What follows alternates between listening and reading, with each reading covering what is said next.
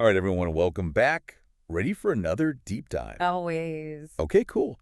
Well, today we are going to be tackling something that's maybe a little less intellectual than our normal topics. Hmm. We're diving into the world of zodiac compatibility. Oh, fun. Yeah, we found this guide called The Ultimate Guide to Zodiac Compatibility, drama, sparks, and everything in between. Oh, I like that. Yeah, it's a fun one. So get ready for some unexpected pairings, some potential hot spots, all that good stuff. We're going to see what the stars have to say about our relationships. Sounds a little bit like a cosmic roadmap to me. Yes, a cosmic roadmap to love and relationships.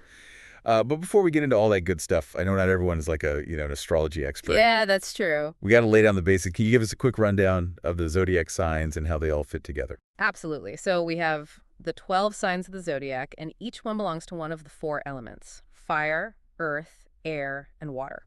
So think of these elements like the foundation of a personality. If you're a fire sign, Aries, Leo, Sagittarius, you're probably known for passion, that go-getter energy. Earth signs like Taurus, Virgo, Capricorn, grounded, practical, Mm. reliable. Then we have the air signs, Gemini, Libra, Aquarius. These are the communicators, the intellectual sparks.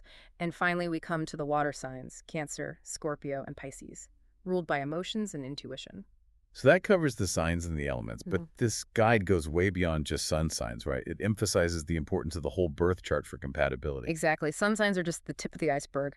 To really get a deep understanding of compatibility, you got to dive into the entire birth chart. Right, so the birth chart is like a snapshot of where all the planets were at the moment you were born. That's right. And each planet, represents a different aspect of your personality, your communication style, your emotional needs, even your hidden desires. Wow. Okay, so you're telling me like the position of Jupiter when I was born could impact my love life.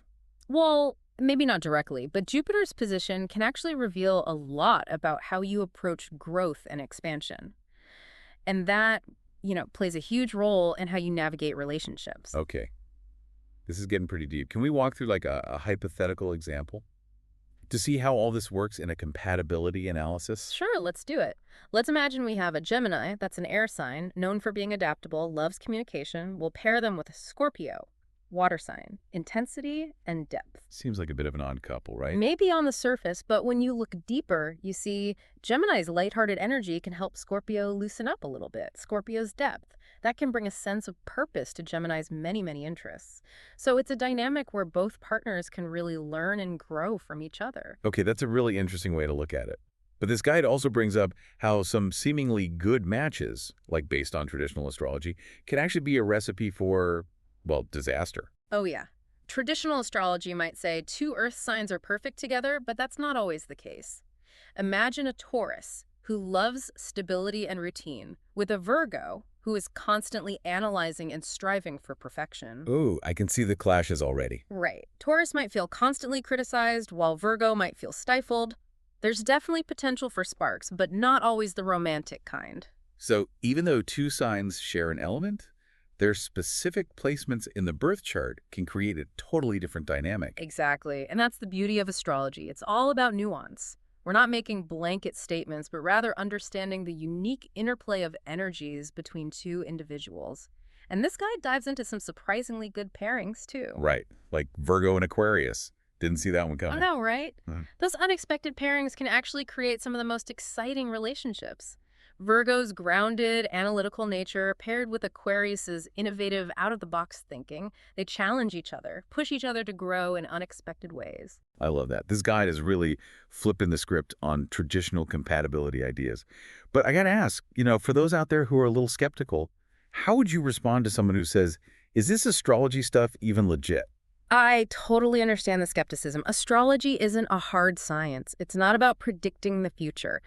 It's more of a framework for understanding human behavior and relationship dynamics. It's almost like a language Yeah. to explore the self and the other, a tool for deeper self-awareness. I like that.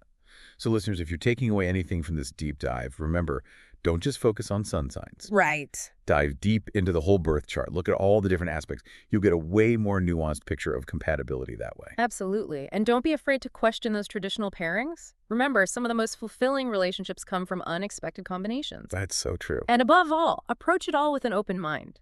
Even if you're skeptical, you might be surprised by the insights you discover about yourself, about your relationships. So after all this talk about compatibility, I'm curious, what about you? Have you used astrology to understand your own relationships? Oh, absolutely. It's helped me understand my strengths and weaknesses in relationships, and even how to navigate potential challenges. That's awesome. And for our listeners out there, maybe it's time to dust off your birth chart. Yes. See what the stars have to say about your love life. You never know what you might find. Exactly. All right, that wraps up our deep dive into zodiac compatibility. Until next time, keep exploring. And keep an open mind.